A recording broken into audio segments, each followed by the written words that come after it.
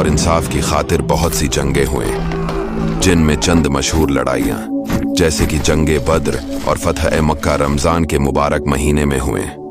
लेकिन क्या मुजाहिदीन इन लड़ाइयों के लिए जाने के दौरान रोजा रखते थे, और क्या वो लड़ाई रोजे की हालत में करते थे? इस वीडियो में हम इस सवाल पर नजरसानी करेंगे।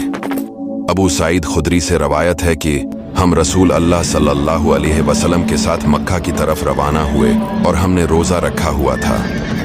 हम एक जगह रुक गए।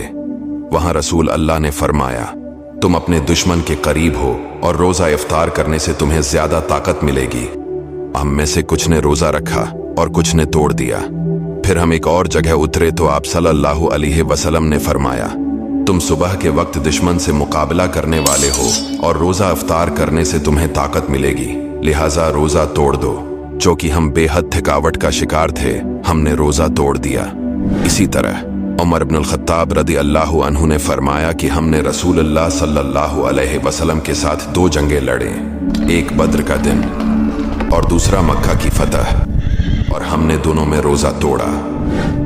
इसके मुताबिक अगर मुसलमान जिहाद के लिए सफर कर रहे हों तो वो मुसाफिर की रियायत का इस्तेमाल कर सकते हैं, और अगर वो मकामी तौर पर लड़ रहे हैं तो वो मुजाहिद की रियायत का इस्तेमाल कर सकते हैं, मगर इन्हें छोड़े गए रोजों का मुआवजा अदा करना होगा।